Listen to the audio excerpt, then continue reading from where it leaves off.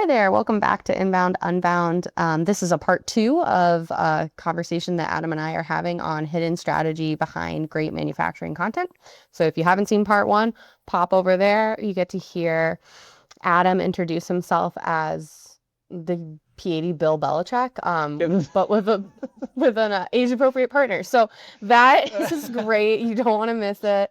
Pop over there first. There's also a lot of context there as well. So we will continue on where we left off. All right, Adam. Who internally at manufacturing companies should collaborate so that content supports real conversations and not just traffic? Or vice versa? Yeah. Well, as you know, that is a pain point at our little agency. Not that little, medium-sized agency. I think we could say medium. Medium? Let's go with medium. Yes. Wow. If anyone is out there listening that is a manufacturing or B2B, like, marketing salesperson or CEO, like, God, just please get the experts on the call. That is such a problem when there's not that like commitment to consistently helping us help you, really. We are trying to create content in any agency should be, but not all of them are. I know that we are trying to create content that is everything we do is supposed to be either different or better than what's already out there that your competitors are writing, which means we need 5 minutes of that subject matter expert's time once a week, or even if it's all at once per quarter, like an hour per quarter, just to sit down and give us those nuggets that only you that you can produce, that actually experience-based insight, because otherwise we get stuck pulling from other articles on Google or from ChatGPT, which we do not want to do, because then your stuff is going to sound like everyone else's stuff. There's going to be little reason for Google or AI search to rank it, because you have not provided that like proof that you're an expert. So but I think, gosh, it's like almost like 3 years ago at this point, Google announced, like, I don't know that it was even an update per se. Was it an official? So there, I'm talking about like the eat. You have to say eat because there are 2 E's in front. There used to be 1, now there's 2. So I don't think it was an update. I think they might have rolled it as an update, but I think it was truly more just transparency into how they had been doing it, because we're doing this a long time, and it didn't really affect content. Like when they rolled it out, there was some more. There's always, anytime Google rolls anything out, there's kind of like, is the world going to burn? It's very much giving the end of the world, but there was some concern of how that would impact currently ranking content, and what ended up happening was the content that was performing well for our clients that had all of the eats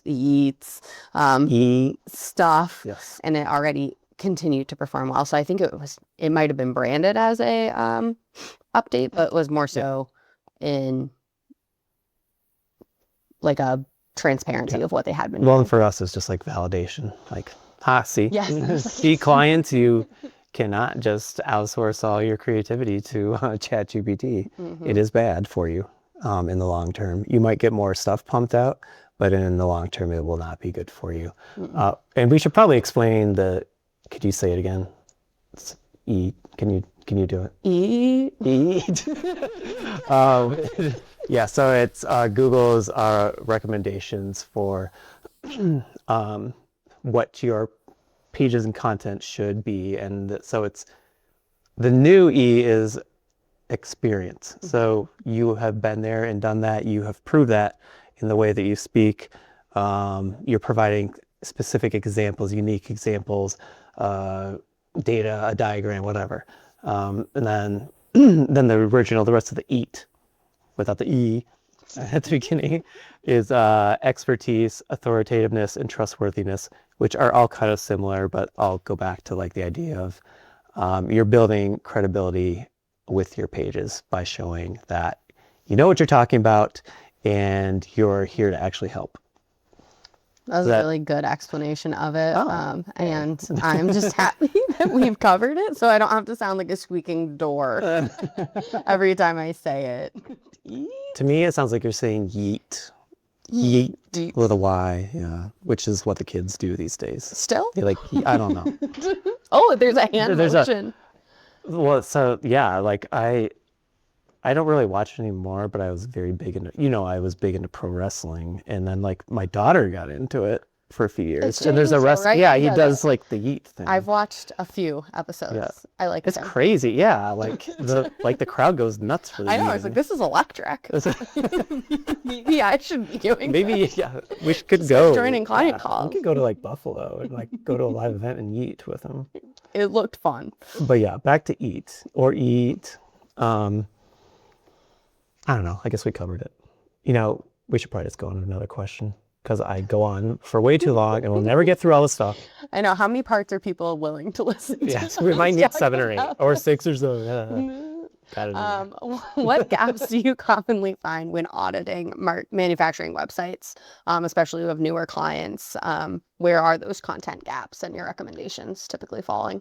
It's an interesting question. It's a good question. I would say it's usually either there's a lack of what's going to drive traffic or there's a lack of what's going to drive leads. So I think usually they get one or the other. Right. Like if you don't have either, then that's rough. You're going to have a bad time. Well, you can have a great time once we're able to fix it up. Yes, it's great for us because then, boy, do we look good by comparison. Yeah, so like as far as the first half of that issue, yeah, there's maybe like 50% of them are not creating that content, blog posts, other resources, whatever. Just don't have like a fleshed out enough website to be like carving out a significant footprint in Google search, AI, whatever. I would say that happens a decent amount. Because again, as you may have heard in episode 1, hopefully, we want to create content not just at the stage where people are ready to buy. You're a B2B, you have a long sales cycle, probably a few months to a few years, maybe. So we want to be creating content that is helpful during month 1, month 8, month 14, not just at the end, because so many people, 70, 80% of people in the B2B space are doing that research online by themselves without a salesperson, because no one likes salespeople anymore. And it's sad, very sad. No, I think that's a great point. I think one other thing that we'll see with those site audits is, in addition to some people having nothing driving leads, we'll have some sites that have everything pointing in different directions. Yes. So there'll be like a CTA in every section going just to decision stage things, but all to different pages. And I think that that's sometimes a web that we have to untangle. Yeah. That was definitely the other half of the issue I was going to bring up was, it's either the traffic issue or the leads issue. The leads issue being either, like you said, there's too much going on, so it causes like paralysis, or it's all like very salesy and not help focused or customer focused, or there's nothing. There's a lot of dead end pages. They're creating content, but there's no next step. Right. That blog post just ends, or that even like a homepage. Sometimes it's the homepage. There's no immediate like, okay, here's where you want to go now if you want this thing. Sometimes it's just talking about how great we are, or it's showing a bunch of fancy images because, ooh, look, we made a video and it shows us laser cutting this thing, and that's great, but like, now what? Right. So it's either it can be like you said, where it's too much, or it's nothing and it's like, now what? Right. We want to be the ones deciding how we lead people through the site. And so that's a part of web page content and seeing, okay, like what do they care about when and where can we lead them to next to keep them on the site, to keep them learning and to genuinely answer their next question. So it's kind of a map And there. Where you and it can't just be, and it can't just be contact us or RFQ. It needs to be more than that. Perfect. No notes. Okay. What would you say is more important? We touched on consistency across content. So messaging, making sure that you're reaching the right people at the right time with that messaging, or publishing frequency. We talked a bit about cadence and making sure that we're getting things up and out the door. A piece of content is no good if it's just sitting in Google Doc and not something anyone can see. Yep. So we don't want to create content just to create content. There needs to be a goal attached, as again, you learned in part 1, hopefully. And with that, it's definitely a balance. I think quantity is a little more important in the early stages of beginning to do online marketing and blogging and whatever else and all that. But I would always push for quality over quantity. Especially as we are getting in the AI age. I think like everyone's in this mad rush to just flood the internet with crud. And I used a more offensive word in my notes, what I was thinking about what I wanted to say on this podcast. It was poppycock, actually. No, it was. I used that on my daughter yesterday. She's like, what? It was in a GIF too. Right. With like a rotating like rooster weather vane thing. Yeah, I haven't heard that. Yeah. She's like, she had no idea what I was talking about, as usual. But yeah, just like it's tough to know where to stop, I think, for some of our clients, especially when they're coming in. We want to create something that's unique or different than what your competitors are doing. I think that's what I always tell our people in here when they're writing something. It has to either be a unique take on it or it just needs to be flat out better. And that's more important than flooding, I would say. And even down to like the individual page, there's always that balance of like, how much do we want to say on this versus like letting the visuals speak for themselves or not drowning them in walls of text or it's always a balance, I would say. Definitely. I think it's important too with just the sheer amount of content that people are able to create. I think it's people want to create more content. They know that that's important, and then with a tool like chat, they're like, great, let's just get as much content out there as possible. And it leads to that oversaturation, but where our clients and clients who are really taking that time to follow the protocol and things like that, getting them to rank above that. And so anytime that you're putting in the time and the effort to create a solid piece of content, I think it's going to perform better than creating 5 or 6 super generic pieces of content. Surface level. Surface level versus fewer but deeper. Right. So when we touched on this a bit in the question above, but when manufacturers hear SEO, many are thinking just in terms of Google rankings. How has search behavior changed in the last few years?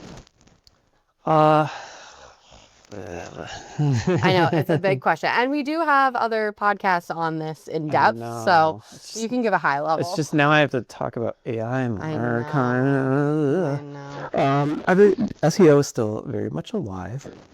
We have been hearing SEO is dead. It's just one of those like dumb things that like loud people on the internet say. Reddit is very convinced. Yeah, I was gonna say LinkedIn, but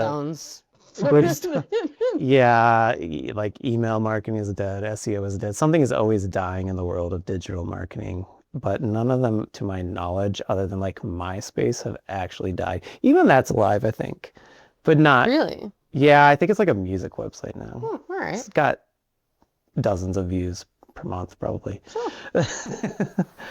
But yeah, it's still alive and it still matters. You were still, I think our cameraman just he is confirmed. Okay. Still. Thank you, Paul. Yay, MySpace. I'm happy for them, honestly. Yeah, it's still alive and it still matters. It has changed, and as we speak, like week by week, it's become a little more evident that we have to consider the AI side of it, and that doesn't.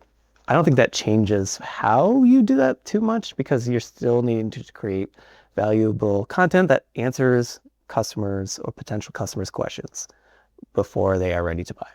That hasn't changed, right? And now it's just like, okay, either you show up on Google or you show up in ChatGPT as being cited for your intelligent answer that you gave on that subject.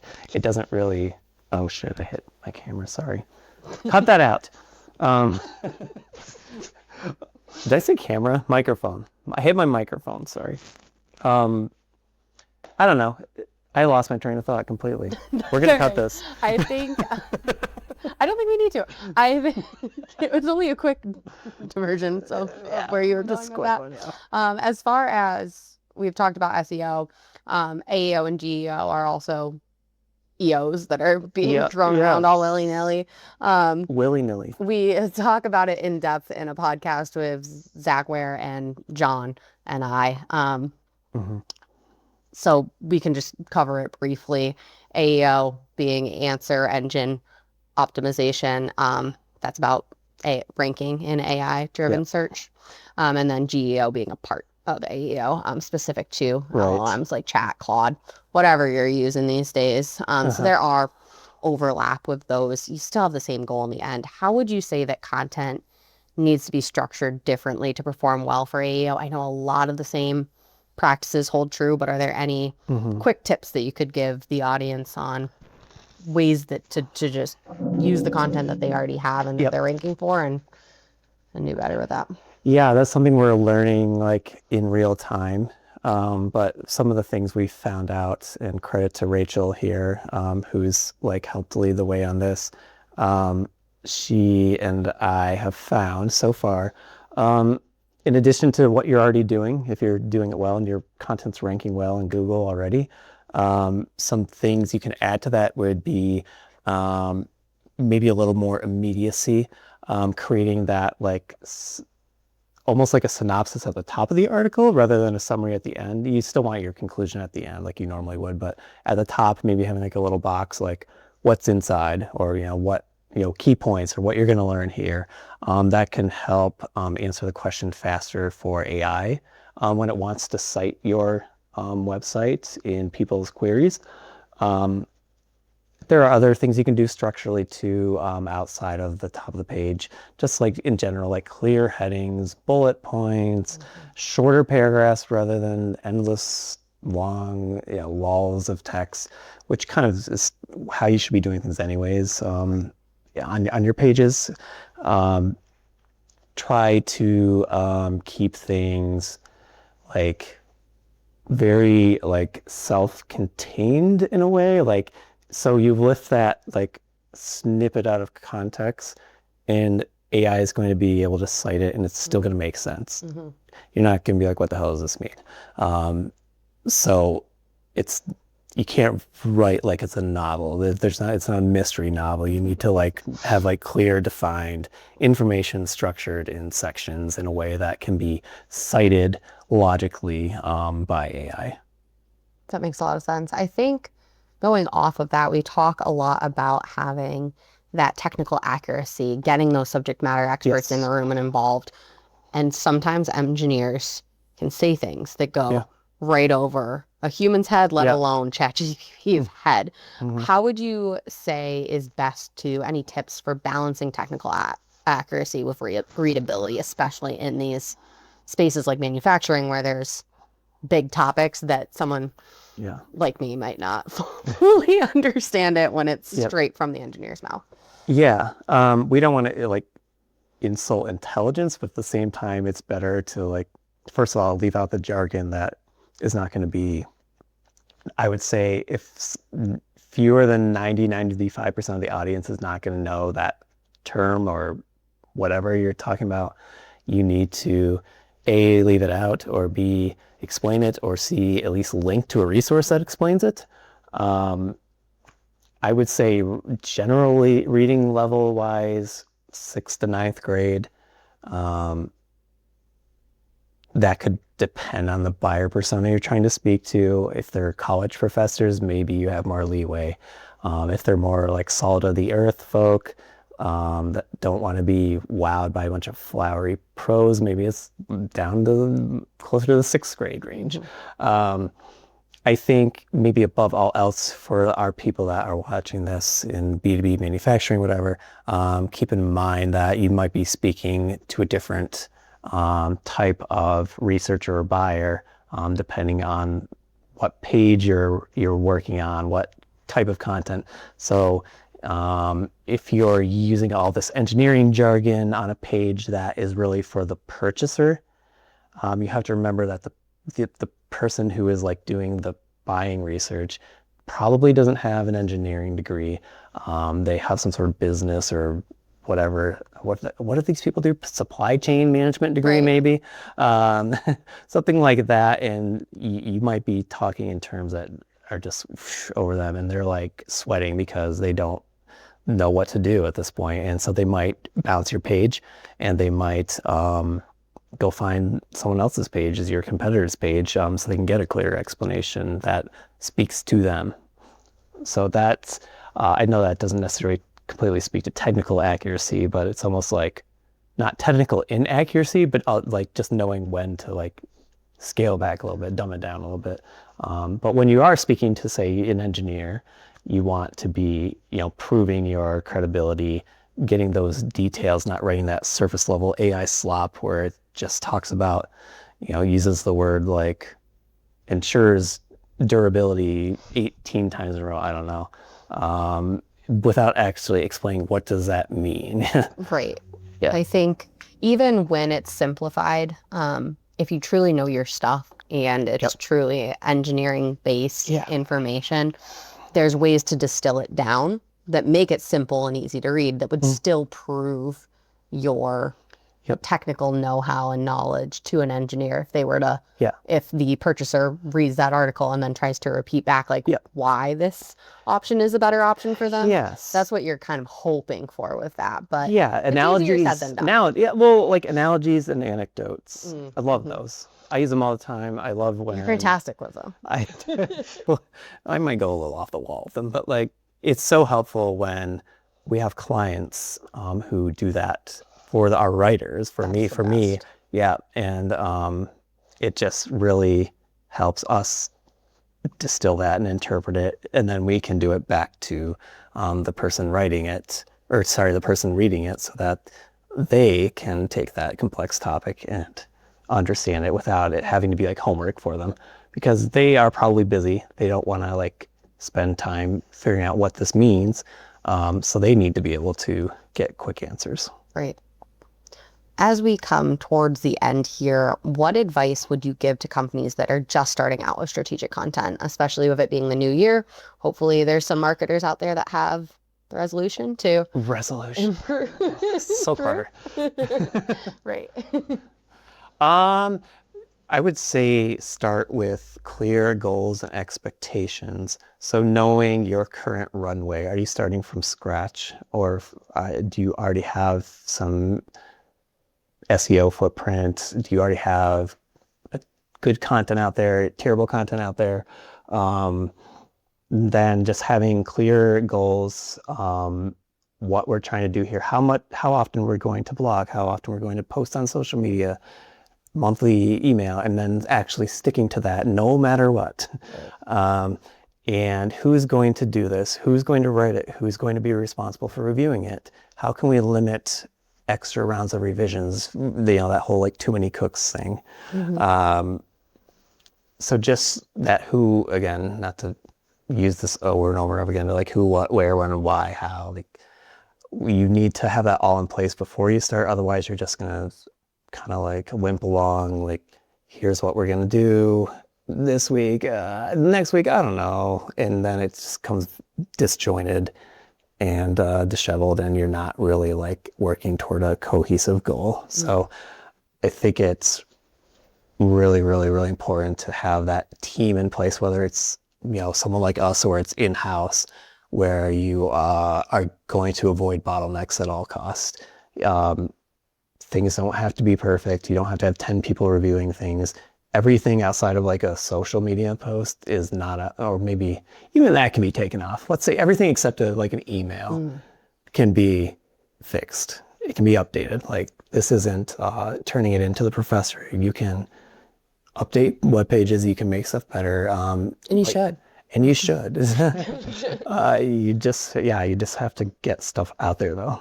Yeah. Again, nothing does any good just sitting in an inbox and not, well, unless it's a like email that you actually tried to get into someone's inbox. But even then, if they didn't read it. Final question before we get into our fun little game here. What does great manufacturing content look like when everything is aligned correctly? Do you have any client examples that come to mind? Yeah, and I have a few. Well, more than a few, because we're so great. Like, we've never failed.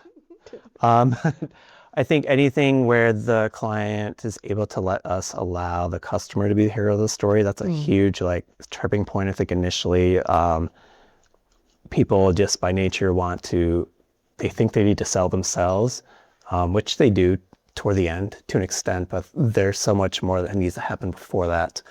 And that happens successfully when you put the customer at the center of the story, not positioning yourself as the hero. They're the hero, not you. It's not about you. And that comes with like creating that content that comprehensively solves problems and isn't just out there to be a sales piece or be irrelevant slop. You're solving specific problems. You have included next steps or a call to action at the end, and it is clear what that is, and it aligns with what you wrote and where that stage of the buyer journey is right in that moment. So you're not going from like, what is topic X 101, and then at the end being like, okay, contact us today. No, there's a whole lot of stuff that has to happen in between there. So making sure your content aligns from beginning to end. Keyword research is done and implemented so that you are ranking for what your ideal buyers are searching. So there needs to be alignment there. And I think when our most successful clients, I think, are the ones that understand that content is not just like a nice to have thing or like almost like a gimmick. Like they have evolved past that like old school mentality. They understand that it can actually like drive lead generation. And it's worked. Like I remember our first inbound marketing client, they predate me, but like we don't really work with them anymore, but it's like because they were too successful, they got too many leads through content. And they were just like overwhelmed at all times. So like we had a great long run with them. But we just wrote so much educational content. They were doing 1 to 2 a week. And this is way before GPT existed. So it was all like legit, like human written, answering questions, telling people the difference between 316 stainless steel grade and 316L stainless steel grade, which I think I still remember. The L means it's low carbon. I don't know. I wrote that in like 2017. But yeah, we've had so many success stories that just prove, like I think of one of our metallurgy clients, like they had one of those like square websites from like 2001. Like there's just nothing on the side. I like that it's a square webs. I can picture exactly. Yeah, and like it was like literally I think it was a JPEG. Like almost everything on it was not even clickable. It was actually a picture of the homepage. Oh, no. So like there's no text that could rank for SEO on the homepage. And then we go from that to like they have like Tesla and Ford like on their websites a couple of years later because they're reading the content and seeing how they're innovators and seeing how they are thought leaders. And so that develops relationships. And so I think those are a couple of good examples of how just content does matter. It's not a gimmick, even for your boring niche, or niche if you prefer, industry. Sorry, I say it like a redneck. It goes either way. That wasn't what I was thinking when you said that. Well, it's also like shame on me. We have a French client. Yeah. If they heard me not say niche, they'd be very upset. Great way to, I think, was that not a great segue into our final? I think with that, we'll go into like it, love it, or indifferent. So I'm going to run through some quick topics. You're going to tell me whether you like it, you love it, you're indifferent, you hate it. That's also an option. Oh, I'd so like to hate things. You can hate things too. And start with blogging without a keyword or a topic map. Oh, I don't like that one bit. Because, I mean, it's not the game. Do I only get to say? I don't have to explain myself. Well, hopefully they've gained enough from the that's true insights that you see that they'll know why. I'm just constantly in defense mode, like trying to justify my answer. Let me defend them. All right. I'm not going to say another word other than like, love, hate. What was the other one? Indifferent. All right. Long form technical blogs. Let's go with love. I would expect that. Okay. Gated white papers. Like? In the right context. Yeah. FAQs written for real customer questions. Love. Writing content only when sales ask for it. Don't like that. Christmas music in November. That is inappropriate until December 1st. Fair enough. Content created by engineers. I just realized I'm wearing a Santa shirt.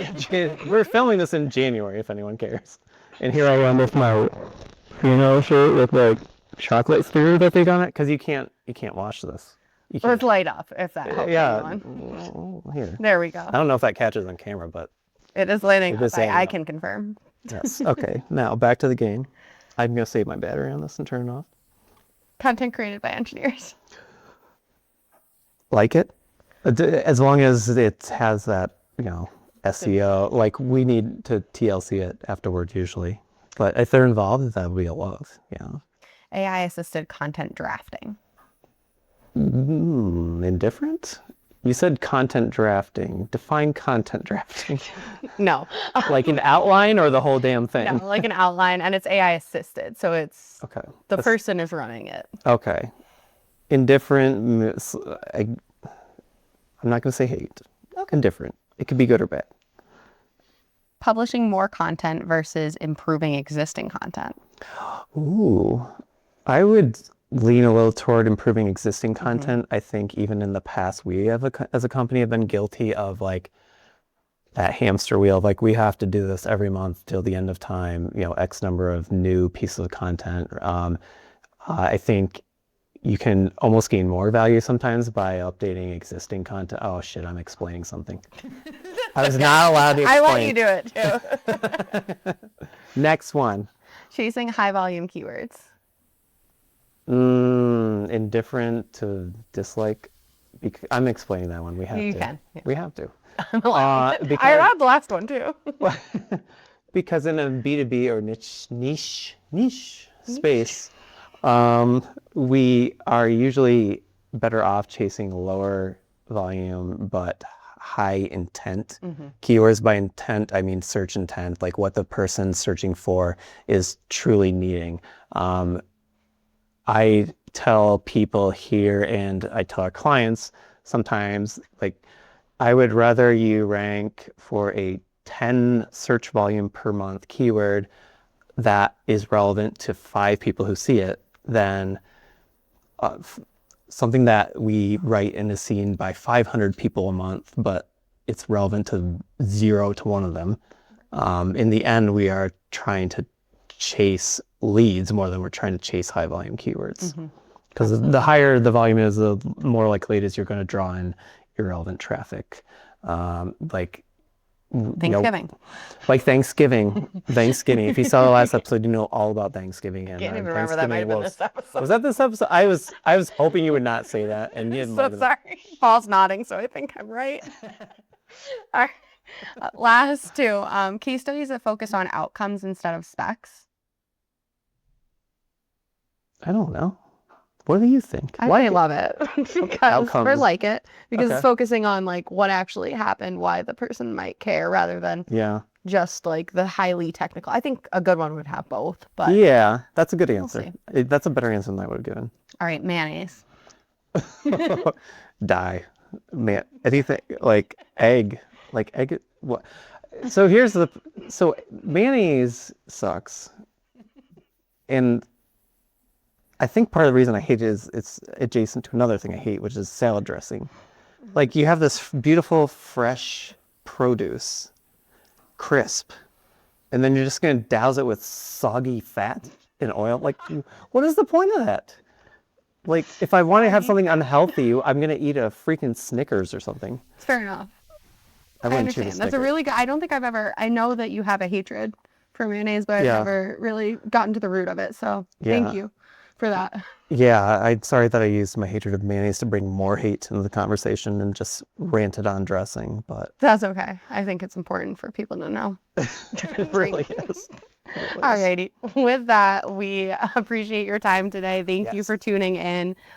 For any questions you have, any topics that you'd like to see covered, please go ahead and email info@protocol80.com or visit our website at protocol80.com. And Adam, thank you so much for your time today and for your hatred. I can't wait for you to drag me back here again. I'm pumped. I can't wait either. Thank you. Bye.